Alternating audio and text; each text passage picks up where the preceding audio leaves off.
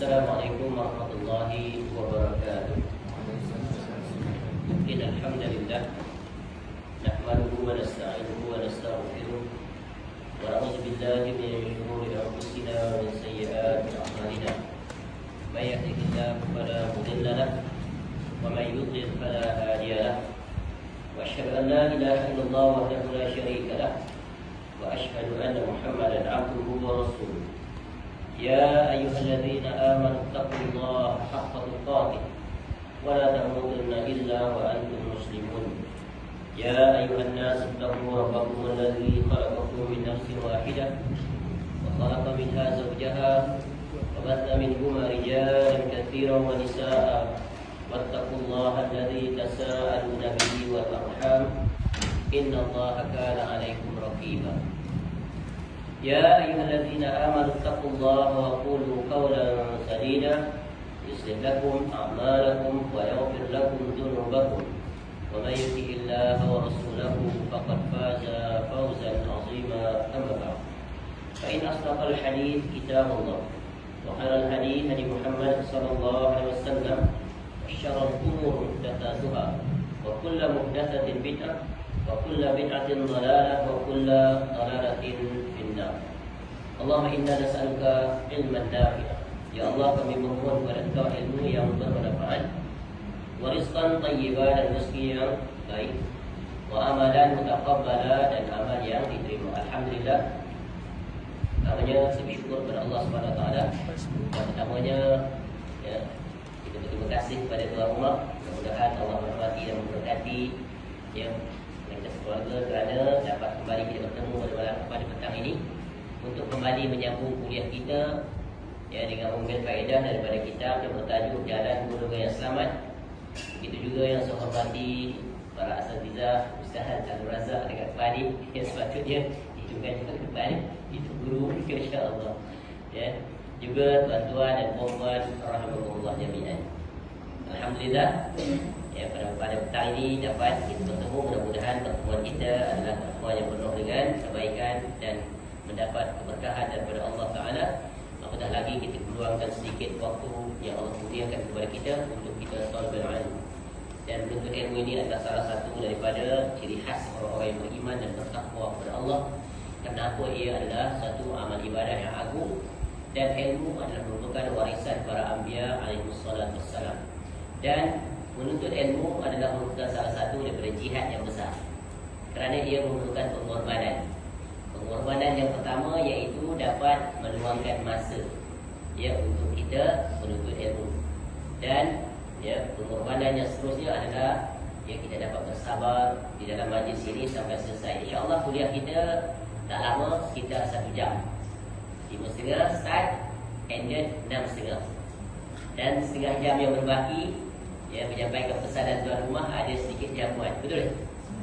Kesalahan pengumuman. Tadi tak ada, saya kena belajar semua. Ada Jadi ingatkan saya sampai 6.30 ya, berhentikan saya. Sebab bila saya bercakap saya lupa untuk berhenti. Itu bila dah bermula sulit nak berhenti Jadi kita kalau boleh ya, insya-Allah kita akan berhenti pada 6.30. Baik, tuan-tuan dan puan-puan rahmatullah jami'an. Saya ingat kitab ini saya berhenti pada bahagian ke-9 ya, muka surat 36, iaitu berakhir pada muka surat 39, iaitu pada 1 hari bulan 3 2020. Betul dan bermakna kita akan sambung bahagian yang ke-10, iaitu urgensi tauhid.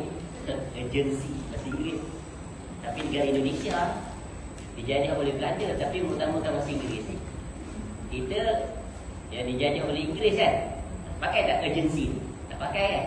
Kita pakai urgent, canggih sikit lah. Urgency ni adalah ahamniyah, keutamaan, kepentingan, keutamaan. Baik ya, kita masuk pada muka surat 40 bagi yang ada kitab. Yang tak ada kitab tak apalah, dengar saja insya-Allah. Baik, iaitu di bawah tajuk ya, keutamaan atau kepentingan tauhid, the urgence of tauhid. The urgence of monotheism. Betul? By translation. Ya, baik.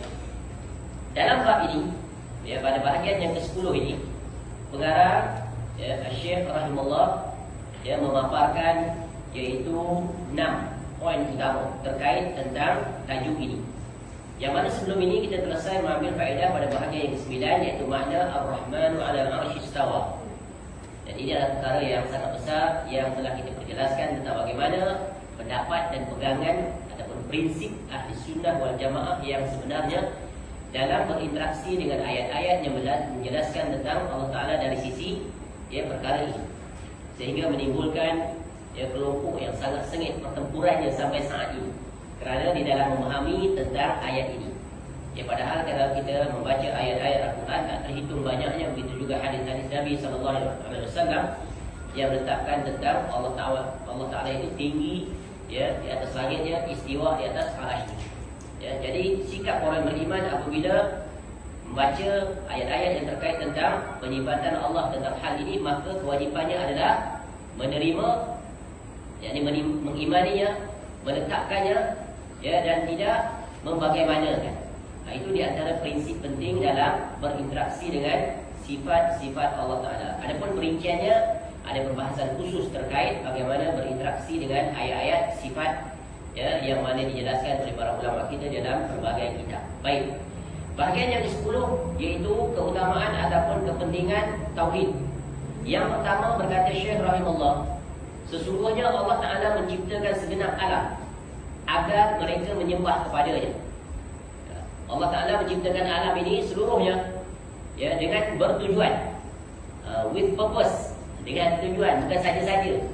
Kita berbuat sesuatu kadang-kadang ada tujuan, kadang-kadang tiada tujuan, betul kan? Tapi Allah Ta'ala menciptakan seluruh makhluknya, harta makhluknya yang paling kecil yang tak dapat ditangkap oleh ya, mata kasar, tetap ada ya, ada gunanya. Apatah lagi juga apa saja yang berlaku pengaturan di alam ini, sama ada perkara itu mendatangkan manfaat atau mendatangkan mudarat, kedua-duanya ada hikmah di sebaliknya. Tidak ada satu pun yang sia-sia ya, dalam penciptaan Allah Subhanahu Wa Taala. Jadi tujuannya yang paling utama, pokok sepanjang masa makhluk ini, iaitu beribadah kepada Allah. Dan beribadah ini berbeza-beza. Ya, kita tahu Allah ciptakan kita, manusia dan jin, untuk apa? Beribadah kepada Allah. Wa ma khalaqtul jinna wal insan illa liya'budun atau liyuwahhidun, maknanya. Ya, tidaklah aku ciptakan jin dan manusia melainkan agar mereka itu semuanya iaitu beribadah kepada siapa? Kepada Allah. Adapun makhluk selain daripada jin dan manusia juga mereka beribadah kepada Allah. Bagaimana bentuk ibadah mereka kepada Allah? Contoh Allah sebut dalam surah As-Saff, dalam surah Al-Jumu'ah, pada ayat yang pertama lagi. Contoh, sabbaha lillahi ma fis samawati wa ma fil ard, sampai habis. Yusabbihu lillahi ma fis samawati wal ard, sampai habis.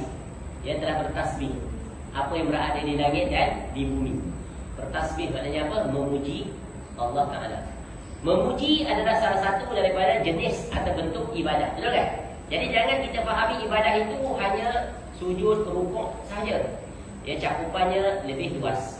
Ya, berkata Syekhul Islam Al-Imam Ibn Taimiyah rahimahullah ketika mendefinisikan apa makna ibadah, al-ibadatu hiya ismun jami'un likulli ma yuhibbuhu Allah wa yarda min al-aqwal wal af'al az-zahiratu wal batinah. Ibadah itu adalah satu nama yang mencakupi, apa-apa saja yang Allah Ta'ala cintai, apa-apa saja yang Allah redai, sama ada daripada perkataan atau perbuatan, sama ada ia yang zahir atau yang batin. Itulah ibadah. Ya, apa saja yang Allah cintai dan Allah redai. Ya, dan ibadah ini dia adalah mutlak milik Allah Ta'ala. Jadi Allah memperjelaskan kepada kita ya, apa sajakah dia jenis ibadah itu, bagaimana tata cara untuk melaksanakannya. Ya, Allah jelaskan jenis-jenis ibadah dan kaifiah, SOP macam mana nak beribadah tu Allah jelaskan. Dan Nabi SAW menyampaikan keseluruhannya lengkap dan sempurna. Ketika Nabi SAW wafat, meninggalkan dunia ini, agama telah sempurna. Jadi apa pelajaran pertama? Apabila sesudah itu, maka tidak ada sesiapa pun baik dia seorang yang alim, capai tingkat wali, ulama mujtahid dan sebagainya, sesekali dia tidak boleh override, masuk campur untuk sama ada mengurang, menambah, modify, delete, add. It's not allowed, not permissible. So what we have to do, just follow through. Terima, copy paste, itulah dia agama. Itu kaedah. Dan kenapa kaedah ini banyak dilanggar, terutamanya di zaman sekarang. Dengan berlalunya masa sampai saat ini, kita lihat wajah agama kita ini banyak yang telah berubah. Sebab apa? Berlaku interference daripada tangan-tangan manusia. Siapa yang mengubah agama ini daripada originality-nya? Tak lain dan tak bukan orang yang dikenali sebagai agamawan. Agamawan yang macam mana? Agamawan yang menyimpang. Itulah yang kata Imam Al-Ghazali rahimahullah, ulama usul, ulama jahat. Dan ini diperingatkan oleh Nabi SAW akan keberadaan mereka. Sebab itu kalau kita melihat, menoleh kepada sejarah yang berlaku terhadap penyimpangan apa-apa agama, khususnya agama samawi, iaitu agama Ahlul Kitab, yang merubah agama bukan orang biasa, bukan orang gelandangan, bukan orang preman, not ordinary people or persons or groups, tetapi orang yang berpenampilan agamawan. Sebab itu kalau kita belajar sejarah, penyimpangan pertama manusia dalam mentauhidkan Allah dan mereka terjatuh ke dalam kesyirikan adalah datang daripada tipu daya syaitan yang sangat licik menerusi dua jalan. Yang pertama menerusi ibadah, yang kedua menerusi orang-orang soleh. Maka dengan itulah Allah utuskan Nabi Nuh AS.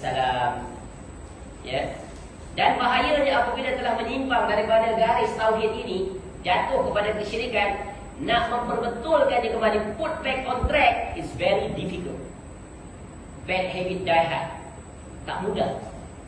Apa bukti? Nabi Nuh AS spend the whole life, siang dan malam, baca surah Nuh. Surah Nuh, dalam itu diterangkan, aku berdakwah menyeru pada kaumku siang dan malam, lailan wa nahar, siang dan malam. By all means, dengan berbagai cara, all out. Berapa lama? 950 tahun. Berjaya atau tidak? Kalau diukur KPI-nya dari segi bilangan kuantiti, gagal. Tapi berjaya dari sisi, iaitu menyampaikan, without fail. Tak pernah, tak pernah putus asa, sabar, sehingga Allah sebut Nabi Nuh AS adalah hamba yang bersyukur. Sulit. Orang bila dipuji dengan nikmat, dia bersyukur, betul kan? Tapi ada orang yang dipuji dengan musibah, dia bersyukur. Ini super, luar biasa. Sebab sulit nak cari orang yang dipuji dengan kesulitan, dia bersyukur. Yang biasa bersyukur adalah bila dipuji dengan nikmat. Dia angkat musibah, kita bersyukur, betul kan? Ada tak tuan-tuan dulu waktu Covid datang, alhamdulillah ya Allah di atas musibah Covid ini, dapatlah duduk di rumah relax-relax 2 tahun, tak buat apa, makan tidur, nikmatnya hidup. Tak pernah sulit lagi untuk menemui situasi tersebut. Saat-saat indah telah berlalu. Cepat sekali manusia lupa kembali kepada asal. Baik, kembali panjang pula. Jadi itu konsep tentang ibadah. Allah mengutus para rasul untuk menyeru semua manusia agar mengesakannya. Jadi Allah Ta'ala tak sekali mengizinkan apabila hamba-hambanya keluar daripada garis yang telah ditetapkan, iaitu mentauhidkan Allah dalam beribadah. Jadi tauhidnya adalah perkara pokok, there is no compromise on it. Tak ada tolak ansur. Walaupun sedikit saja menyelisih, tak sekali-kali dibenar. Kenapa? Kerana ia telah mengambil hak Allah Ta'ala. Allah tak redha dirinya diibadahi, disekutuhi dengan makhluk ciptaannya. Anta ja'ala lillahi niddan wa khalaqaka. Allah tak redha dia dijadikan sekutu dengan makhluknya. Kenapa? Makhluk itu dicipta. Maka Allah tak izinkan. Jadi tugas kita adalah mengesakan Allah Ta'ala. Al-Quranul Karim dalam banyak surahnya menekankan tentang erti pentingnya akidah tauhid, menjelaskan bahaya syirik atas pribadi dan jamaah, dan bahawa syirik merupakan penyebab kehancuran di dunia dan keabadian di dalam neraka. Jadi ini adalah perkara pokok, iaitu dua hal yang saling bertentangan, iaitu tauhid dan syirik. Sebab itu tuan-tuan dan puan-puan rahimakumullah jami'an, perkara yang terkait tentang seruan kepada tauhid dan mengingatkan umat terhadap bahaya syirik adalah kewajipan pokok pertama. Dan dia adalah seruan yang hendaknya berjalan tanpa dipermudahkan. Sebab itu kalau kita nak mengetahui dakwah yang benar yang dibawa oleh individukah dia, berkumpulankah dia atas nama apa saja, cara pertama nak mengukur sama ada mereka itu menyeru ke arah kebenaran, lihat apa yang mereka sampaikan. Kalau misi utama mereka memperingatkan manusia kepada tauhid, memperingatkan manusia tentang bencana syirik, dan mengingatkan manusia tentang kewajipan untuk berjalan di atas syariat ini mengikut apa yang telah ditetapkan oleh Rasulullah SAW dan meninggalkan apa saja yang bertentangan dengannya, maka ikutilah seruan itu. Jika sebaliknya, maka hindari dan tinggalkan, kerana nanti akan terkena syubhat yang membinasakan. Namun perkara ini tak mudah untuk dilakukan kecuali dengan ilmu yang jelas. Sebab itu dalam menuntut ilmu ni, yang pertama yang kita kena buat apa? Pastikan guru itu adalah guru yang benar manhajnya, benar penyampaiannya. Apa yang dia sampaikan tak lain dan tak bukan adalah qala Allah wa qala Rasul, dan kita boleh verify and clarify. Yang menyampaikan satu urusan, yang mendengar pula mesti memiliki kebolehan untuk verify. Once you verify, then only you can validate, baru boleh terima. Betul kan? Jangan terima seadanya. Dia ustaz, masuk TV, takkan salah. Dia kan bekerja di sekian-sekian, ada jawatan, kedudukan, ada pangkat, ada urusan tinggi, takkan dia salah. Kaedah tu tak terpakai. Takkan tu tak terpakai. Setiap orang ditimbang dengan kebenaran. Sebab itu Imam Malik rahimahullah mempunyai ungkapan yang sangat indah. Kullu minna yukhadhu min kalamihi wa yuraddu alaihi illa sahibu hadzal qabr. Semua perkataan kami ni boleh diterima dan ditolak kecuali pemilik kubur ini, iaitu Nabi SAW. Sebab apa? Imam Darul Hijrah mengajar dalam Masjid Nabawi SAW, dan sebelahnya adalah kubur yang mulia Nabi SAW. Imam Malik rahimahullah bagi kita very clear prinsipal dalam menerima kebenaran. Padahal Imam Malik rahimahullah adalah imam nombor satu di zamannya, guru kepada Imam Syafi'i rahimahullah. Imam Syafi'i rahimahullah tak berbidang guru, menuntut dengan Imam Malik rahimahullah sehingga Imam Malik rahimahullah wafat, meninggal, baru cari guru lain. Betapa Imam Syafi'i rahimahullah sangat memuliakan dan sangat menyayangi Imam Malik rahimahullah. Imam Malik bagi satu kaedah yang sangat agung dalam beragama. Semua perkataan kita ni boleh diterima dan ditolak. Sebab apa? Sebab kita bukan maksum, betul kan? Terdedah kepada tipu daya iblis, sesekali terjatuh, betul kan? Hebat macam mana pun kita tak akan selamat daripada tipu daya iblis. Iblis datang dengan cara yang sangat halus, sehingga kadang-kadang kita terlupa dan terlalaikan, terjatuh dalam perkara yang dilarang oleh Allah Ta'ala. Baik, jadi ini perkara yang hendaknya kita ketahui. Kemudian yang kedua, berkata Syekh rahimahullah, semua Rasul alaihi wassalatu wassalam memulai dakwah yang diajarkannya kepada tauhid. Hal ini merupakan perintah Allah Ta'ala yang harus mereka sampaikan kepada umat manusia. Allah Subhanahu Wa Ta'ala berfirman, "Wa ma arsalna min qablika bir rasulin illa nuhi ilaihi annahu la ilaha illa ana fa'budun." Dan kami tidak mengutuskan seorang rasul pun sebelum kamu, melainkan kami wahyukan kepadanya bahawasanya tidak ada Tuhan yang hak kecuali aku, maka sembahlah aku. Surah Al-Anbiya ayat 25. Ini ayat semisal macam ni banyak tak terhitung. Sebagaimana tadi Syekh Rahimahullah sebut, ayat-ayat Al-Quranul Karim, kita akan temui semuanya berbicara tentang tauhid, dan pada masa yang sama memperingatkan tentang kesyirikan. Cuba kita buka Al-Quranul Karim. Awal-awal dah Allah Ta'ala ajar kita tentang tauhid. Mula-mula baca Quran, kita baca apa dulu? Mohon perlindungan daripada Allah, isti'azah, betul kan? A'udzubillahi minasyaitonirrajim. Aku mohon kepada Allah berlindung daripada segala kejahatan. Kejahatan siapa? Syaitan yang direjam. Ini preventive measure. Before you do something, put barrier, field, al-wiqayah, penghalang. Ini prevent. Jangan syaitan nanti dia akan datang. Dia pasti datang. Quran sebut syaitan dah berjanji kepada Allah, disebabkan kau telah menyesatkan aku akan datang kepada mereka daripada pelbagai penjuru, kiri, kanan, depan, belakang, atas, bawah. Syaitan pun all out juga, by all means. Kita ni buat santai je. Habis dah. Alfa, lalai. Dia tak pernah lalai.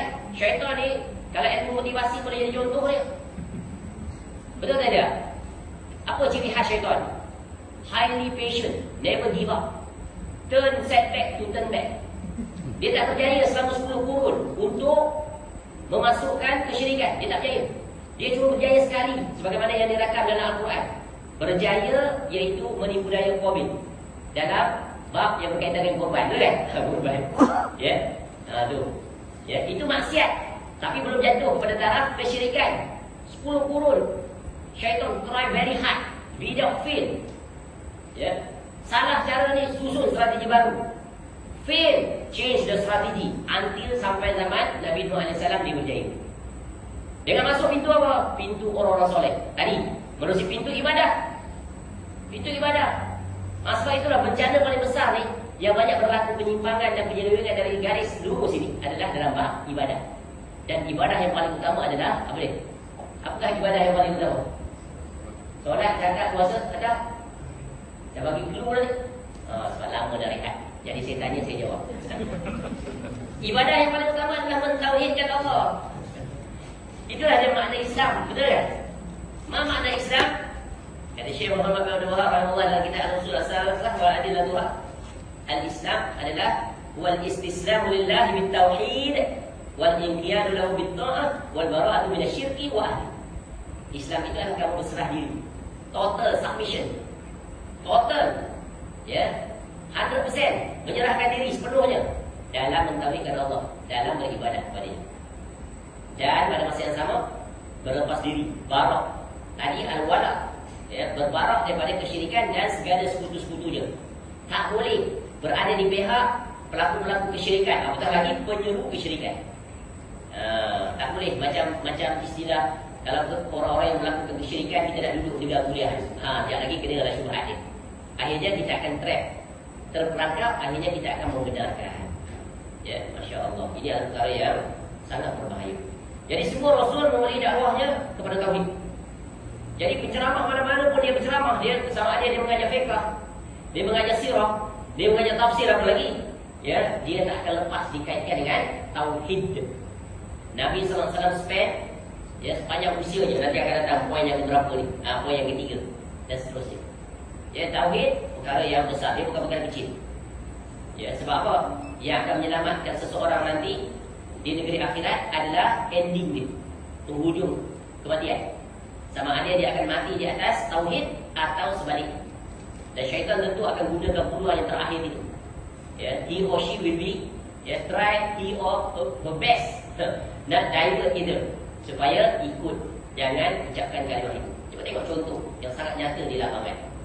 Nabi SAW ketika bapa saudaranya Abu Talib nak mati, nak meninggal dunia, ya, bapa saudara yang membelanya, menyayanginya, mempertahankannya, yang kahwin dia dengan isterinya Khadijah binti Khuwailid radhiyallahu anha, salah seorang wanita terbaik, penghulu wanita di syurga, datang kepada bapa saudaranya. Ya. Kata kepada bapa saudaranya, ya ammi, wahai pakcik, panggilannya saya, qul la ilaha illallah kalimatan uhadu laka biha indallah. Kau ucaplah kalimah la ilaha illallah, nanti aku akan jadikan dia hujah, ya, di sisi Allah dan selamatkan kamu. Tapi pada masa yang sama ada dua sahabat, Abu Jahal dan seorang kita ingat Abu Dawud. Ya, dia juga bagi ceramah kepada peringatkan pada Abu Talib, atarahu an millati Abdul Muttalib, adakah kamu benci pada agama Abdul Muttalib, iaitu penyembahan berhala, akhirnya dia mati dalam keadaan ini. Dan Nabi SAW minta izin kepada Allah untuk memohon keampunan. Itu disebut dalam surah At-Taubah. Tak ingat surah berapa, minta, tapi Allah tak izinkan. Sebab apa? Syarat untuk mendapat pengampunan daripada Allah, apa syaratnya? Itu tauhid. Baru boleh.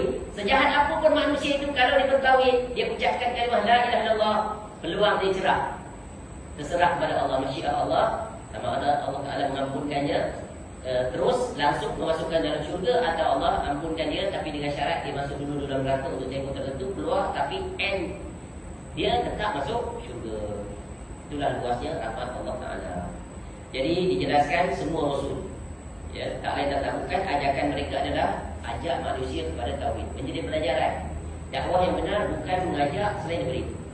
Ada dakwah atas nama mengajak kepada untuk menegakkan negara Islam. Ada dakwah mengajak untuk memperkukuhkan ekonomi umat Islam terlebih dahulu, jihad ekonomi. Ada dakwah mengajak kepada iaitu kuatkan pendidikan. Ada dakwah mengajak kepada umat Melayu hanya boleh bersatu dengan silat. Macam-macam. Nampak tak? Betapa manusia dia tak faham pada yang Islam. Dia lupa ni. Ya, persatuan, kesatuan, persefahaman hanya boleh berjalan di atas dasar tauhid. Ya. Tauhid saja yang mempersatukan. Nama tu tauhid, wahada yuwahidu tauhid, dan mempersatukan. Satu apa? Manusia agar sama-sama menjadikan Allah Ta'ala sebagai Rabb yang diibadahi, yang ditaati. Sebab itu Nabi SAW ajar kita setiap pagi petang, raditu billahi rabbah, sambung. Masya Allah. Itulah dia ikrar kita, aku janji. Ya, by constant repetition every day, at least twice, pagi dan petang. Ya, Masya Allah. Semuanya itu adalah pelajaran yang sangat berguna. Selama 13 tahun Rasulullah SAW tinggal di kota Mekah. Selama itu beliau mengajak kaumnya untuk mengesahkan Allah Ta'ala, memohon hanya kepadanya semata-mata, tidak ada kepada yang lain. Di antara wahyu yang diturunkan kepada beliau SAW saat itu adalah Qul innama ad'u rabbi wa la usyriku bihi ahada. Katakanlah, sesungguhnya aku hanya menyembah Rabbku dan aku tidak mempersekutukan sesuatu pun dengannya. Surah Jin. Itu ayat yang ke-20. Kita lihat Nabi SAW. Ya, misi utama Nabi SAW adalah 3 perkara. Sequential dalam dakwah Nabi SAW ini adalah very clear, very simple, straightforward, not complicated, not complex. Ada tak dakwah yang kompleks dan complicated? Ada. Belajar akidah guna kaedah ilmu ahli kalam. Sampai sekarang, kalau nak dikatakan ilmu kalam itu tujuan pertamanya adalah untuk melawan kelompok Mu'tazilah, boleh terima, kita terima, acceptable lah sesuai dengan condition waktu itu, berhadapan dengan ahli kalam Mu'tazilah. Tapi sekarang mana ahli kalam? Sekarang mana? Semua guna bahasa biasa, betul kan? Plain language, ya, ataupun guna bahasa saintifik. Ya, maka tak relevan. Sebab tu Quran sepanjang zaman, ya, dengan siapa pun dia berhadapan tetap relevan. Kerana ianya adalah kalam Allah. Dia bukan kalam Aristotle. Itu bencana. Dia faham atau tidak? Tak. Boleh? Tak faham tak apalah. Yang penting saya faham. Tapi yang lebih penting, jangan tuan-tuan dan puan salah faham. Boleh? Stres pula. Jadi Nabi SAW Allah perintahkan selama 13 tahun khusus di bumi Mekah dan 10 tahun di bumi Madinah. Tuan-tuan perasan tak bila kita baca Quran? Kalau Quran terbitan Jabatan Perdana Menteri ke yang Indonesia Translation, dia mesti ada 2 perikatan. Ya, Surah Al-Fatihah. Surah apa? Makiyah ke Madaniyah? Makiyah. Ya. Berapa ayat yang akan terang ni Makiyah, ni Madaniyah. Kita testkan lama ni. Dalam Al-Quran ada berapa banyak surah-surah Makkiyah? Okey, sebelum tu, total surah dalam Al-Quran ada berapa? 114, insya-Allah. Kita jawab kan? Tak boleh jawab yang tu berat lah. Kita pergi kursus dengan Ustaz Abdul Razak. Bahagian Al-Quran, insya-Allah. Jadi tunggu kita ni. Ya. Okey, out of 114, berapakah surah-surah yang dikategorikan sebagai surah Makkiyah? Berapa pula surah-surah Madaniyah? Saya juga jawab tak? Menunggu jawapan kan? Itu lebih senang kan? Ustaz nak jawab. Ustaz ada faham bahir ni. Betul kan saya kalau salah? Ya, surah Makkiyah ada 86, surah Madaniyah ada 28. Betul? Macam mana nak ingat? Senang je. Ambil ayat surah Al-Baqarah. Al-Baqarah berapa total ayat? 28. Nah, depan 28 Madaniyah, 86 belakang Makkiyah. Nah, jadi itu nak relate dengan sirah. Kalau kita belajar sirah Nabi SAW, boleh kan? Makkiyah dan Madaniyah. Nah, kita test sikit lah Al-Quran sekali-sekali. Ya. Apa makna surah Makkiyah? Apa makna surah Madaniyah? Banyak ulama berpendapat, tapi yang jumhur majoriti menerimanya adalah surah-surah Makkiyah ataupun ayat-ayat Makkiyah adalah ayat-ayat yang diturunkan sebelum Nabi SAW berhijrah. Walaupun ayat itu turun di Madinah. Sebab ada ayat turun di Madinah. Adapun surah Madaniyah adalah surah-surah yang diturunkan setelah Nabi SAW berhijrah. Ya. Ada surah yang turun di bumi Mekah, tapi surah ayat itu Madaniyah. Apa contoh? Ada di bulan Zulhijjah, apa contoh? Saya juga jawab. I cannot wait lah. Masa tak mengizinkan. Okey, saya bagi sejak tinggi. Al-Yawma akmaltu lakum. Tu. Surah apa tu? Ayat apa? Al-Maidah. Al-Maidah ayat? Yang ketiga. Ayat 3 Ustaz. Masya Allah. Ayat itu turun pada hari Jumaat di Padang Arafah. Pada haji Nabi SAW yang pertama dan terakhir. Pada tahun 10 Hijrah. Yang kemudian sesudah itu 3 bulan. Pada tahun 11 Hijrah Nabi SAW pun wafat. Yang meninggalkan dunia ini. Di mana Allah memberikan pengisytiharan. Nabi SAW menyampaikan di hadapan 100,000 lebih para sahabat yang ikut sama Nabi SAW. Beruntunglah para sahabat dapat menunaikan haji bersama Nabi SAW. Al-yawma akmaltu lakum dinakum wa atmamtu alaikum ni'mati wa raditu lakumul Islam madina. Ayat ini prinsip yang sangat jelas. Crystal clear. Agama dah sempurna. Agama dah cukup. Allah dah cukupkan. Allah dah sempurna. Allah cukup nikmat. Allah redha agama itu, agama kita untuk kita Islam. So wa may yabtaghi ghairal Islam Masya Allah. Ya, barang siapa yang cari daripada Islam, maka tak akan diterima. Tapi Islam yang mana? Islam yang mana ni? Semua mengaku Islam tu kan? Islam yang berdasarkan tauhid yang benar. Itulah Islam yang benar. Itulah yang kita minta kepada Allah. Ya, at least 17 kali sehari semalam. Ihdinas siratal mustaqim. Apa makna ihdinas siratal mustaqim? Jalan yang lurus adalah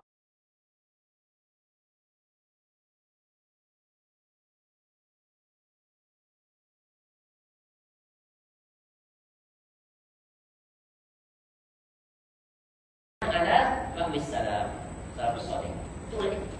Ya. Itu cukup. Baik. Jadi Nabi SAW 13 tahun spend the whole life ajak manusia tanya Allah wajib tanya tauhid.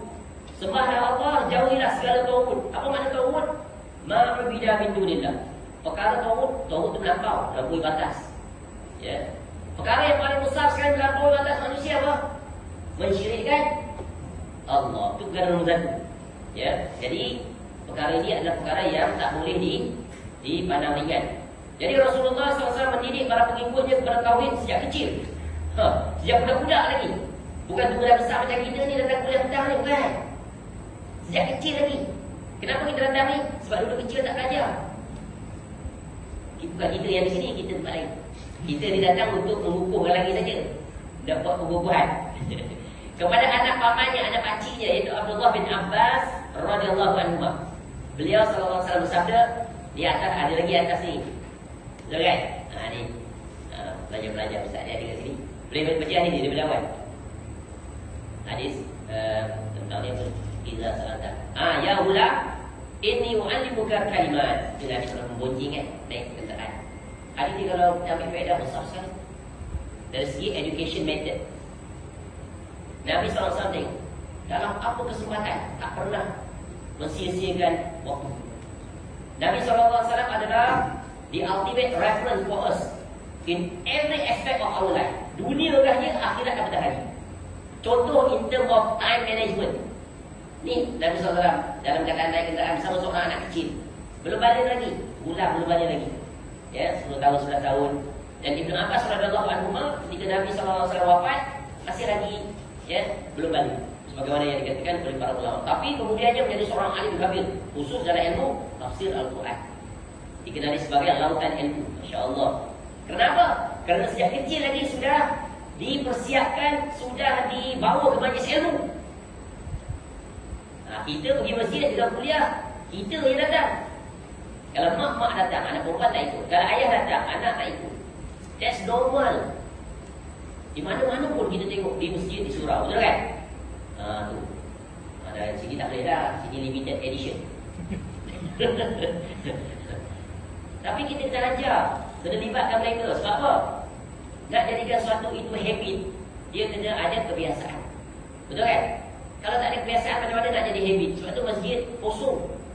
Yang ada orang pencit. Rumah kata pergi, kubur kata mari. Itu pun nasib baik, alhamdulillah masih sedar diri. Sampai dulu ke masjid. Jangan jadi dah tua baru nak ke masjid. No. Sampai ke tua ke masjid pun tak tepat juga. Sampai ke mati ke masjid. Tahu tu? Ini dah tua dah tak ada kerja nak buat. Jemur dan rumah tengok bini banyak. Pergi masjid lah tu. Dapat juga sewa-sewa dengan kawan. Jangan jadi begitu. Ya, dia punya driving force tu mesti lillahi ta'ala. Jadi kita kena ajar anak kita jangan ulangi mistik yang sama yang telah berlaku pada kita. Tak gitu, Tuan Cik? Betul kan? Ya, sejak kecil lagi kita bawa anak kita. Ya, walaupun dia baby lagi, ajar. Kita train dia, disiplin dia. Lama-lama dia akan pandai dan dia akan menyintai masjid. Baik. Jadi Nabi SAW ajar kepada Ibnu Abbas radhiyallahu anhu, ya ulam, inni u'allimuka kalimat, ihfazillaha ihfazillaha tajidhu tujahaka. Ini hadis. Iza sa'alta fas'alillah wa iza sta'anta fasta'in billah, ila akhiril hadis. Banyak lagi. Apa yang diajar oleh Nabi SAW? Bila kamu meminta, mintalah kepada Allah. Dan bila kamu memohon pertolongan, maka mohonlah pertolongan kepada Allah. Ya, hadis riwayat Tirmizi yang berkata hadis hasan sahih. Apa faedah hadis ini? Tadi saya dah katakan, Nabi SAW mengajar perkara yang paling besar kepada anak kecil, menunjukkan akidah bab tauhid mesti ditanamkan pada anak-anak sejak kecil, sejak sebelum dia balik. Dua perkara yang ditekankan, satu tauhid, satu solat. Betul kan? Dua ni perkara besar, major foundations of our deeds. Rukun Islam pertama itu mesti lepas dulu. Ya, kalau tak lepas yang tu macam mana nak datang yang kedua, solat. Solat walaupun sempurna ikut cara Nabi SAW, kalau tauhid fail atau something wrong dengan tauhid, yang bawah semua akan terkesan. Itu teori domino, betul kan? Teori domino, susun basikal semua, tolak yang pertama habis tu. Itu yang pertama dia apa dia? Syahadatain. Sebelum ni saya dah jelaskan ada bab yang tersebut, cuma nak ulang lagi. Cuba kita tanya kepada anak-anak kita, atau kita tanya pada diri kita tentang perkara yang pertama, syahadah. Asyhadu an la ilaha illallah wa asyhadu anna Muhammadan abduhu wa rasuluh. Bahagian pertama, asyhadu an la ilaha illallah. Bahagian kedua, wa asyhadu anna Muhammadan abduhu wa rasuluh. Dua bahagian ni mesti kita pelajari 5 perkara. 5 perkara. Masih ingat apa 5 perkara? Sebagaimana 5 perkara ini kita pelajari untuk rukun kedua dan rukun ketiga, keempat dan kelima. Apa? Kita belajar solat. Apa makna solat? Dari segi bahasa dan dari segi istilah. Kita belajar tentang rukun solat, syarat solat, pembatal solat dan natijah, consequence. Ya, apa dia punya akibat mendirikan solat. Begitu juga puasa, sama tak? Apa makna puasa, rukun, syarat, pembatal puasa dan natijah orang berpuasa, la'allakum tattaqun. Kalau solat, inna salata tanha 'anil fahsya'i wal munkar. Begitu juga zakat. Tapi ajaib, when we come back to the first pillar, iaitu syahadah, kita belajar apa makna? Makna insya-Allah, tapi makna pun kurang tepat, betul kan? Kalau ditanya apa makna la ilaha illallah, dia kata tiada Tuhan melainkan Allah. Masih belum lengkap penjelasannya. Ya, kemudian wa asyhadu anna Muhammadan abduhu wa rasuluh pun, ya, Nabi SAW adalah seorang hamba dan seorang rasul. Kemudian kalau baik istilah, apa maknanya? Baik istilah. Kalau tadi la ilaha illallah, la ma'budu bihaqqin illallah. Saya cepat sangat kan? Penat rasanya speed highway. Boleh follow. Sebab dia apa saya buat dia rangkuman yang dulu. Nak ringket balik secara tak langsung. Ya. Kalau terlalu cepat saya beritahu. Kalau tak faham pun beritahu. Kalau faham tak payah beritahu. Kepada tadi. Ya. Contoh, asyhadu anna Muhammadan abduhu wa rasuluh. Ya, secara literal okey kita faham, tapi secara penjelasan istilah apa makna? Abdul. Abduhu tahu mana? Ya. Bila Nabi SAW abdun, maka maknanya apa? La yu'bad, tak boleh diibadahi. Ada tak orang mengibadahi Nabi SAW di zaman sekarang? Ada. Macam mana contohnya? Tunduk rukuk, tak kan? Minta langsung pada Nabi SAW. Padahal Nabi SAW adalah abdun, la yu'bad. Rasulun, makna rasulun, la yuzab, bal yuta'u wa yuttaba. Tu kemas tak jawapannya? Kemas atau tidak? Ya, Rasul dia maka tak boleh didustai. Apa sahaja yang datang daripada Nabi sallallahu alaihi wasallam, wa ma atakumur rasul fakhuzu wa ma nahakum anhu fantahu. Dalam Quran, apa sahaja yang datang daripada Nabi sallallahu alaihi wasallam, walaupun logika akal kamu tak boleh nak melogikkan. Contoh, Nabi sallallahu alaihi wasallam mengatakan bahawa rohnya adalah fis sama. Terimalah. Yang kamu tolak tu pasal tak masuk akal. Sama dengan makhluk kalau macam tu. Dia mendatang akal dia. Padahal yang paling kenal Allah Ta'ala siapa? Yang paling kenal Allah Ta'ala siapa? Allah Ta'ala. Jadi Allah Ta'ala terangkan dirinya lah kepada kita. Dalam Quran tak terhitung, betul kan? Tadi kita isti'azah. Mohon perlindungan dengan siapa? Allah. Maknanya apa? Allah tempat kita memohon perlindungan. Bermakna jangan memohon perlindungan selain daripada Allah. Kemudian Allah ajar lagi tauhid yang kedua, iaitu Bismillahirrahmanirrahim. Apa makna Bismillah? Isti'anah. Ini yang tadi. Iza sa'ada. Tu. Isti'anah. Yang boleh isti'azah. Yang kedua isti'anah. Mohon pertolongan, bantuan. Ya Allah, help me. Before I start any activities, please help me, guide me, protect me. Understand or not? Faham tu? Tuan-tuan faham tak ketika tuan-tuan ucapkan seperti itu maksudnya? Maka bila kita buat, maka akan datanglah sifat perabaan. Apa saja yang kita buat, la haula wala quwwata illa billah. Hilang sifat sombong, hilang sifat arrogant, hilang sifat keakuan, aku hebat dan seumpamanya. Yang hebat siapa? Allah Subhanahu wa taala. Nampak tak? Jadi kemudian datang pula nanti di tempat lain, datang pula istighfar. Jadi banyak manusia terjatuh ke dalam kesyirikan. Betul kan? Sebab itu penting belajar tauhid dengan cara yang benar, yang diwariskan kepada kita oleh para ulama alim rabbani yang berjalan di atas manhaj salafus soleh, iaitu as reference Quran dan hadis, tidak ada kontaminasi. Bila dah ada kontaminasi, seperti masuknya ilmu kalam, benda yang simple jadi kompleks. Akhirnya ya, agama yang terang dan jelas jadi samar. Padahal Nabi SAW ada the best mu'allim, the best teacher yang mengajar tu kan. Cuba tengok, saya sebut tadi method Nabi SAW dalam mengajar kepada umatnya menerusi 3 tahapan, 3 sequence, 3 in 1. Apa buktinya? Cuba baca surah Al-Jumu'ah ayat yang kedua. Syekh baca, tolong baca boleh? Al-Jumu'ah ayat kedua. Ingat? Tak ingat? Saya bagi clue. Wallazi ba'atha fil ummi. Lupa. Tak boleh tolong. Ada hasil.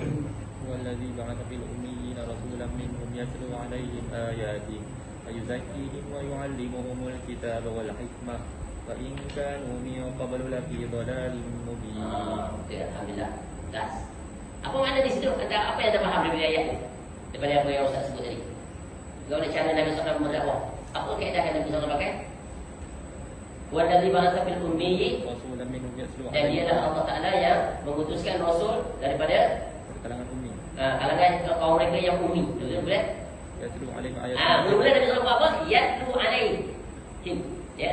Baca dulu, baca. Read to them. Let them hear. Open their ears. Open first. Bila buka telinga maknanya nak buka apa? 2 lagi akan ikut. Ni telinga ni very important. Sebab tu doa Allah ma'afini fi badani, Allah ma'afini fi sami dulu. Baru Allah ma'afini fi basar. Nampak? Tengok Nabi SAW belajar tu ada dia punya priority, keutamaan. Ada lesson learn, ada kebaikan. Ya. Jadi, ya, mula-mula bacakan. Bila dibaca kepada mereka, tentu mereka akan tangkap dengan telinga. So they open their ears. Buka 2 telinga. Bila buka 2 telinga, apa yang akan terbuka sebenarnya? Open their mind, then open their heart. 3 in 1. Ya, next datang wa yuzakkihim, menyucikan. Proses apa ni? Cleansing or cleaning or cleaning. Purification process. Buang dulu segala kekotoran jahiliah, pemahaman yang salah. Change the way they think, change the way they behave, change the way they act. Barulah next step datang wa yu'allimuhumul kitab.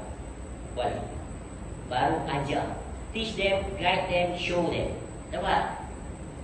Semua urusan sama metod dia. Itulah dia dakwah yang benar. Sebab itu majlis ilmu ni adalah tempat yang paling utama. Sebab itu majlis-majlis di mana ilmu itu diutamakan, menuntut ilmu itu, maka itulah dia tempat yang sepatutnya kita berada. Apatah lagi di dalamnya disampaikan qala Allah wa qala Rasul, ya, agar kita berjalan di atasnya. Baik. Ya, jadi 3 perkara yang Nabi SAW sampaikan. Ya, itulah yang Nabi perjuangkan selama 23 tahun tanpa gagal.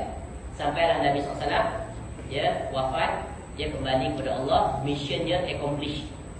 Ya, Nabi SAW sebut dalam hadis, taraktukum ala mithli bayda lailuha kanahariha la yazigu anha illa an. Aku tinggalkan kamu atas agama ni, permisalannya seperti malam seperti siang. Apa maknanya? Terang sangat. Malam dan siang. Jadi maknanya agama ni memang loud and clear, macam crystal clear, macam ni. Clear tak? Macam kolam, right? Nampak bawah. transparent terus. Macam itulah agama. Jadi kalau datang amalan-amalan yang pelik-pelik, yang payah-payah, zikir sampai 70,000, zikir sampai menari, breakdance bagai-bagai, meloncat, terpikir, terlolong, itu bukan agama. Agama berlepas diri daripada semuanya. Cuba tuan-tuan mohon lihat, Nabi SAW very simple dalam berzikir. Berapa bilangan maksimal zikir yang Nabi SAW ajar kepada kita? 100 ke kan? Tak ada 1,000. Tak ada 1,000. Kalau bilangan yang banyak tu tak terikat, mutlak, zikir mutlak. Zikir muqayyad maksimum 100. Wallahu a'lam. Kalau tuan-tuan dah berubah ada maklumat lain, ada Nabi SAW ajar zikir 313. Mengambil sebenarnya terbadan 313. Ada tak? Tak ada kan? Dan yang amazingnya, kalau kita guna akal kita fikir, observe. Ini pentingnya kita kena berfikir terhadap apa yang Nabi SAW perintahkan kita. Guna jari, itu kan? 33 boleh guna jari tak? Kalau 70,000 boleh pakai jari tak? Ada tak zikir 70,000? Ada. Zikir-zikir tarekat tu 10,000 dengan cara yang tertentu dan berbagai lagi. Tapi kalau 100 maksimal, boleh tak ni? Jari kita ada berapa ruas? 5 jari ni. Each of jari ada 3, betul kan? 3 kali 5 15. Pergi through and fro 30. Tambah 1 33. Complete dah selesai. Satu bilangan. Betul kan? Tapi ganti dengan tasbih. Letak pula pakai kat leher je. Tasbih besar ni. Ada yang besar ni mana? Ada satu masjid tu saya pergi besar ni. Sangkut dekat tiang mimbar. Punya besar dia. Kau pegang kan macam tak risau kapan. Di mana? Ini menyimpang hulu. Dan ada elemen apa? Tasyabuh dengan orang kafir. Siapa? Toccal. Buddha, betul kan? Padahal Nabi SAW larang, man tasyabaha biqaumin fahuwa minhum. Ini jari-jari tu tak guna. Nabi SAW buat itu. Jadi orang kalau cerita sunnah dia takkan kata, apa salahnya? Itu as a means only. Ya, kita guna tasbih untuk kira. Yang kau ada jari tu kenapa kita guna? Lainlah kalau handicap tu kan, ada tak ada tangan. Sebab apa? Sebab Nabi SAW buat, kita buatlah. Kerana Nabi SAW buat, pasti itu the best. Fokus to follow. Mana perkara yang kita boleh ikut. Ini bukan senang ni. Melainkan orang yang ada kebersihan jiwa untuk tunduk terhadap apa yang Nabi SAW perintah. Bukan senang nak ikut Nabi SAW ni perkara yang paling sulit. Ya. Terkadang kita sebut dia amal sunnah, marilah berbuat. Tak juga, dia tak nak buat. Dia tetap nak buat yang dia buat. Contoh macam selawat pada Nabi SAW. Tak terhitung banyaknya lafaz selawat yang diajar oleh Nabi SAW. Dia ganti dengan selawat Nariyah lah, kemudian Rijiyah lah, macam-macam. Sampai setengah-setengah masjid dan semua digeser, dia letak semua baca bersolat. Padahal dia hanya perubahan manusia. Ya, tak ada fadilah apa-apa pun. Yang ada fadilah tu jelas Nabi SAW suruh kita buat, kita tak buat. Jadi sebenarnya kita ni cinta Nabi SAW ke cinta selain pada Nabi SAW? Jadi cinta yang palsu. Itu penting belajar tauhid ni. Syahadah tadi. Ketika mana kita mengatakan Rasul, ya, Nabi SAW seorang Rasul, ya, maka kewajipan kita apa? Bal yuta'u wa yuttaba'. Ya, kena taat, kena ikut. Jangan menyimpang. Kalau menyimpang, maknanya kita akan berada dalam zon yang sangat berbahaya. Walaupun penyimpangannya sikit. Contoh kita naik kenderaan, betul kan? Kadang-kadang jalan slippery, licin sikit je, terbabah pergi mana? Sikit je terbabah dia, boleh jatuh bergaul. Nampak? Itu dalam urusan dunia, apatah lagi dalam urusan agama. Sebab tu Nabi SAW ingatkan kepada kita tentang perkara ini. Kullu ummati yadkhuluna al-jannah illa man aba. Wa man ya'ba ya Rasulullah. Semua umat aku akan masuk syurga kecuali mereka yang enggan. Semua ni dijaminan Nabi SAW, semua. Tapi ada istisna, illa man aba, kecuali mereka yang enggan. Wa man ya'ba ya Rasulullah. Siapa mereka yang enggan itu? Man ata'ani dakhala al-jannah wa man asani faqad aba. Barang siapa yang taat pada aku dia masuk syurga. Yang enggan, yang tak mau, banyak sorry. Ya, banyak alasan. Apa salahnya ni baik ni, dapat mesti mimpi ni, boleh mimpi. Yang mimpi direct terus kabel. Hebat. Ya, ada tak begitu dakwaan? Ada banyak amalan-amalan yang digesekkan sekarang. Siap nak jadikan amalan itu hebat, ada wow factor. Oh, dengan ini saya ijazahkan amalan ini untuk diamalkan oleh murid-murid saya. Tak payah masuk universiti dapat ijazah. Akal logik pun boleh memikirkan. Tapi bila dah terkena syubhat, ini syubhat, ya, maka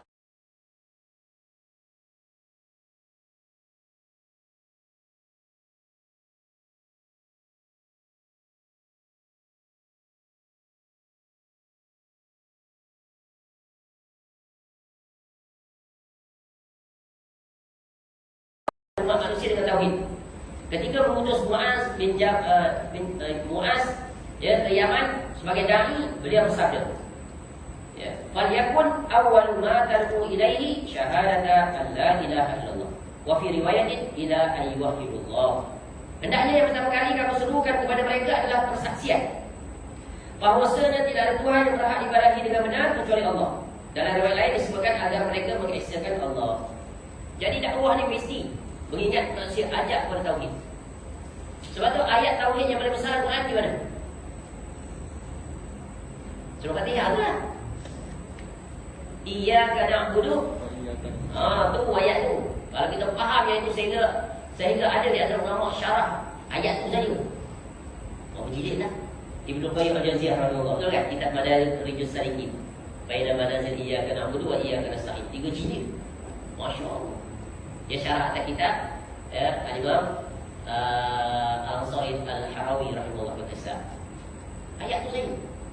Di situ adalah perjalanan seorang hamba menuju roh. Sebab apa? Dua perkara ini adalah pokok. Ya, seorang hamba dalam melaksanakan perintah Allah.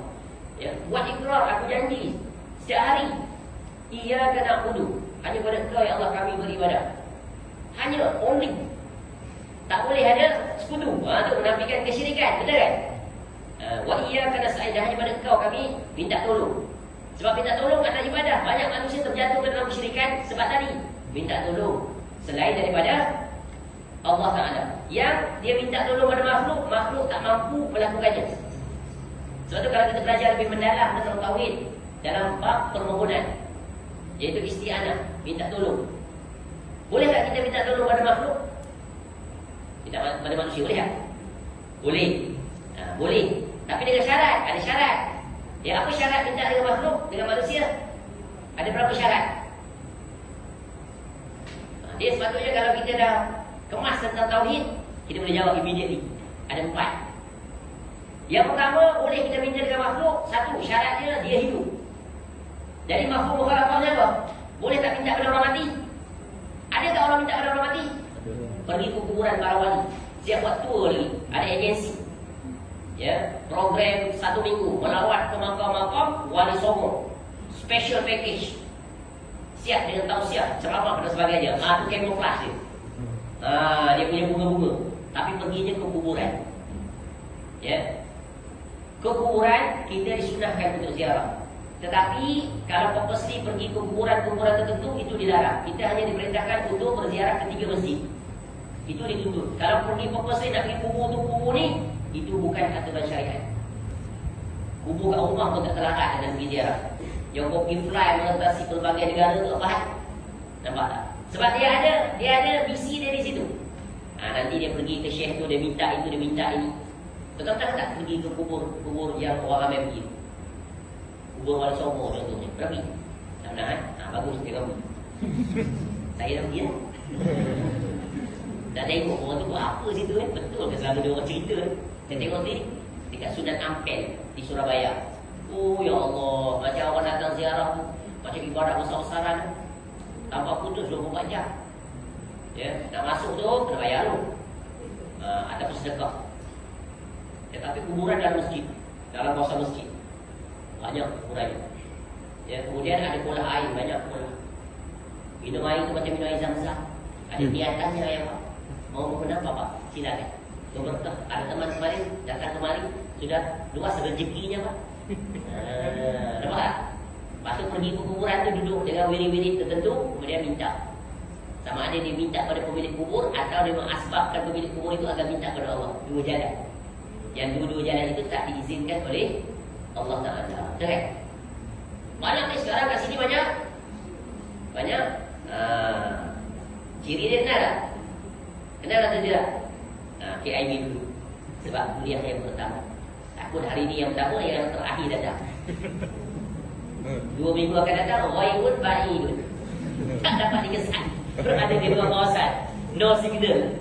Sabar kan. Belajar ni kena sabar. Barangkali apa yang saya sampaikan, barangkali ada yang pertama kali datang, be patient with me. It takes time to understand certain issues. Bersabar insyaAllah. Lama-lama Allah akan bagi kita ilmu yang benar dan berjalan di atas. Itulah hidayah. Baik. Kita masuk lagi 5 minit. Yang ketiga sudah. Ni tengok. Juga pelajaran berguna dalam berdakwah. Orang yang berdakwah itu pertamanya dia mesti capable person. Bukan hari ni bertaubat, hari ni pakai kopiah, semua digusung, dipentah-pentah perdana. Ini pun penyimpangan lagi. Syubhat yang sangat berbahaya. Kemudian naik atas pentas, berceramah, tuan-tuan saya alhamdulillah, saya dah baik dah bertaubat dah, terima kasih kepada orang sekian-sekian. Ya, dulu saya apa tak buat maksiat itu ini, pelbagai buat. Dua kesalahan terbesar dia buat. Yang dia anggap benar. Satu, dia tazkiyah diri dia. Apa dah saya bilang? Yang kedua, dia cerita maksiat dia, ya Allah. Nampak ni? Sebab apa? Kejahilan. Ya, sebab tu para ulama kita menyebut orang yang bertaubat, ahli maksiat, tugas dia adalah bertaubat dan berilmu, bukan pergi mengajar. Bukan pergi ceramah, walaupun ceramahnya motivasi. No. Ini ceramah macam betul kan? Tujuan apa? Pull the crowd. Majlis surau. Panggil dia apa? Pull the crowd and then tabung banyak, duit banyak. Nanti terus. Kutipan besar. Itu je. Tapi binasa. Sebab apa? Dia adalah orang yang tidak memiliki bagaimana dia boleh memberi. Bahaya tak? Bahaya. Macam tadi. Ucapannya. Oh, saya dah bertobat. Ya, dulu aku maksiat yang saya tak buat. Sampai disebut kadang-kadang aku maksiat yang dia buat. Ya, dah saya sekarang alhamdulillah dah bertobat. It's no need for you to declare in front of people. Itu urusan kamu dengan Allah. Tugas kamu adalah apa? Sebab apa? Nak istiqamah senang tak? Sulit. Belum tentu lagi dia dapat bertahan. Sekejap lagi balik semula jadi pelakon. Sekejap lagi balik semula jadi pengarah filem. Nampak tak? Sekejap lagi balik kepada profession asal dia, penyanyi dan sebagainya. Sebab itu tugas dia adalah menuntut ilmu, memperbaiki diri. Jadi pendakwah, ya, mesti orang yang kompeten, yang knowledgeable. Ya. Kita kalau kita belajar, biasanya tu guru kita yang bagi recommendation. Sekarang kamu dah boleh belajar. Bila tu guru kata boleh belajar, baru kita belajar. Kita kena pandai belajar. Sebab tu guru tu evaluate kita. Bila sampai masanya dia kata dah boleh belajar, tu guru ni kalau bahasa orang tua kita mulut masin. Dan tu ucapannya betul kan? Ada istilah mulut masin. Maknanya ucapannya itu adalah dengar daripada Allah dan Allah kabulkan. Kemudian tiba-tiba dia boleh dah mengajar. Ada orang panggil dia ceramah sana sini. Padahal asalnya dia tidak memiliki peluang tersebut. Tengok berkah. Sebab tu dalam ilmu ni, perkara yang pertama yang kita kena jaga adalah adab terhadap guru kita. Muliakan mereka, doakan mereka, ya, sampai kita mati. Itu tanda keberkahan seseorang. Baik, ya, tengok Nabi SAW siapa? Iaitu Muaz bin Jabal radhiyallahu anhu. Ada soalan tak? Soalan. Tapi saya bagi jawapan juga kan. Siapakah dia pendakwah yang pertama yang Nabi SAW hantar ke bumi Madinah sebelum Nabi SAW berhijrah untuk mengetuk pintu setiap rumah agar menerima Islam setelah perjanjian Aqabah yang pertama juga yang kedua. Di teks sirah tadi. Ada yang tahu tak? Siapa? Orang muda patut boleh jawab. Yang tua tu baguslah ada excuse. Tak boleh jawab sebab saya bukan orang muda. Siapa? Anak orang kaya, maknya orang kaya sangat kaya. Kalau dia lalu di satu jalan, nanti orang lalu jalan tu orang tahu ini pemuda ini telah lalu. Special, dia ada special karakteristik. Perfume dia memang branded lah. Mus'ab bin Umair. Mus'ab bin Umair radhiyallahu anhu. Tepat, masya-Allah. Tengok anak muda yang dididik oleh Nabi SAW. Hebat. Dia adalah pemuda yang pertama diizinkan oleh Nabi SAW sebelum Nabi SAW berhijrah untuk didirikan solat Jumaat di bumi Madinah. Dia. Ya. Dan ketika dia meninggal, mati syahid pada peperangan apa? Peperangan Uhud. Kalau tak silap saya, dia mati syahid. Dia Nabi SAW menangis. Kenapa? Mengingatkan dia anak orang kaya jadi miskin demi menjaga akidah. Ya. Kemudian mati dalam keadaan sehelai pinggang. Ketika nak ditutup jenazah dia balik kembali, nampak pakai kaki. Dan tutup kaki nampak balik. Menangis dan berdosa. Tapi dia adalah pemuda yang hebat. Kita pakaian almari tak habis pakai. Punya banyak. Betul kan? Kaya betul kita ni. Ya. Sebab apa? Sebab kita telah dibuai dengan kemewahan. Bila dipuji dengan sedikit saja, banyak mengeluh dan berbagai lagi. Itulah kita. Ya, mudah-mudahan Allah jadikan kita orang-orang yang memiliki iman yang kuat, semangat yang berterusan. Lagi 2 minit. Yang keempat, ya, Sesungguhnya tauhid tercermin dalam kesaksian bahawa tidak ada Tuhan yang berhak ibadahi melainkan Allah, dan Muhammad SAW adalah utusan Allah. Maknanya tidak ada yang berhak disembah selain Allah, dan tidak ada ibadah yang benar kecuali apa yang diajarkan oleh Rasulullah SAW. Ini perinciannya belajar dalam syarat syahadatain. Khususnya yang dua perkara ini, barang siapa memiliki kefahaman yang sahih, ya, maka dia akan selamat daripada segala syubhat yang berlaku, khususnya di zaman sekarang. Sekarang banyaknya amalan-amalan yang digezetkan yang tidak ada sandaran daripada Nabi. Dan cukup perhatikan, apa saja amalan yang ada campur tangan manusia pasti susah, pasti sulit. Contoh dalam zikir tadi, ya, zikir 70,000, zikir 5,000. Kena ada tasbih nak kira. Kemudian kira bukan satu-satu, ya, pembohongan di siang hari. Pegang laju pun jalan dia. Oh, 1,000. Laju 1,000. Ya. Kita zikir bukan nak cepat, bukan nak kuantiti. Nak apa? Nak ada penghayatan, betul kan? Nah, contoh kita zikir lepas solat, astagfirullah, astagfirullah, astagfirullah. Kadang kita penat nak kejar, kita dah tu. Dia punya speed tu speed highway zikir dia. Subhanallah, subhanallah, subhanallah, subhanallah. Gimana ni? Nampak tak? Sebab tu zikir itu adalah secara sederhana, secara bersendirian. Untuk apa? Untuk kita sedang bertakarub kepada Allah. Macam mana kita nak hayati kalau speed laju? Betul kan? Tu dan menyimpang. Jadi kalau ikut cara Nabi SAW, tenang, aman dan menikmati, barulah akan Allah kurniakan kita apa? Nikmat yang paling besar sekali adalah merasai kelazatan dan kemanisan dalam beribadah kepada Allah. Contoh dalam kuliah dia, rasa nikmat tak? Rasa Allah nak berhenti dah, kalau boleh dia sampai berhenti. Ada rasa begitu? Atau Allah lakunya bila nak berhenti? Maknanya tidak lagi. Kalimat ada habis yang empat ni saya. Kalimat syahadah inilah yang dapat memasukkan, ya, orang kafir ke dalam agama Islam. Ya. Orang kafir bila diikrarkan kalimat syahadat ini, Islam dia asli tasab. Selamat dia. Terjaga darah, ya, kemudian dia, keturunan dia dan seumpamanya. Ya, kerana ia adalah kunci syurga. Miftahul jannah. Syahadah, dia akan menghantarkan orang yang mengikrarkannya ke syurga selama tidak merosakkannya dengan perbuatan, misalnya syirik atau kalimah kufur. Jadi Syekh Rahimahullah nak mengingatkan kita agar, ya, berjaga sungguh-sungguh, jaga sungguh-sungguh harta yang paling bernilai, yang tak boleh ditukar ganti.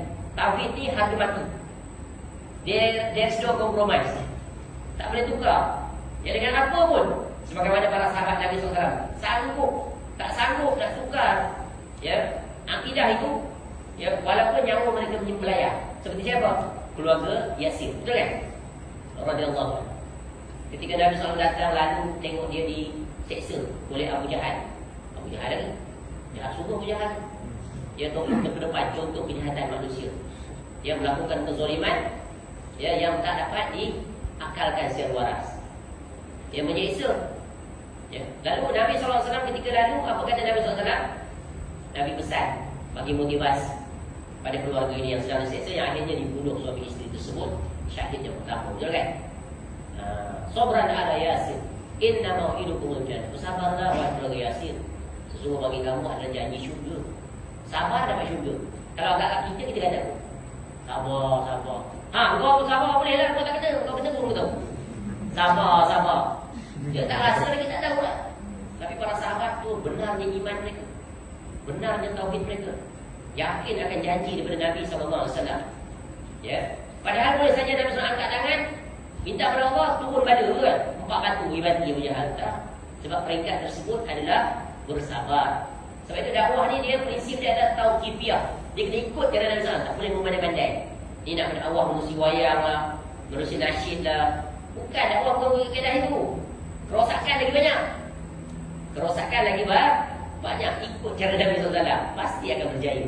Bukan berjaya di kursi apa tadi, kuantiti. Tak. Sejauh mana kita muwafaqah dengan kebenaran. Jadi ingat, kebenaran itu adalah berjalan di atas aturan, ajaran dan hukum yang telah ditetapkan oleh Allah, bukan akal fikiran kita. Itulah jamaah. Sebab itu berkata Ibnu Mas'ud radhiyallahu anhu, al-jama'atu ma wafaqal haq wa in kunta wahdak.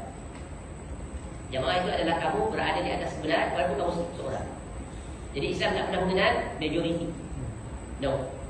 Islam mengenal, juga tidak mengenal minoriti, tapi mengenal majoriti atau minoriti berjalan di atas kebenaran, iaitu dalil. agama kita adalah dalil Quran dan hadis Nabi SAW. Baik, rasa cukup yang tak tu. Jadi kita berhenti pada poin yang kelima. Wallahu a'lam. Boleh faham tuan-tuan dan puan-puan? Boleh? Penat kan? Dah start kelas ni lama dah berhenti. Yang lain-lain tu belah kaji lah. Kita tengok yang belakang. Baik, panjang umur, InsyaAllah kita akan sambung daripada poin kelima dan seterusnya. Saya tidak soal jawab sebab kita setengah jam pun tidak betul. Saya ada makan jumpa lagi minta maaf jika ada kekasaran atau ada yang saya sebut tersilap dan seumpamanya. Mudah-mudahan dapat dibetulkan. Wallahu a'lam. Subhanakallahumma wa bihamdika asyhadu an la ilaha illa anta astaghfiruka wa atubu ilaik. Wassallallahu ala nabiyyina Muhammad wa ala alihi wa sahbihi wasallam. Wa akhiru da'wana alhamdulillahi rabbil alamin. Assalamualaikum warahmatullahi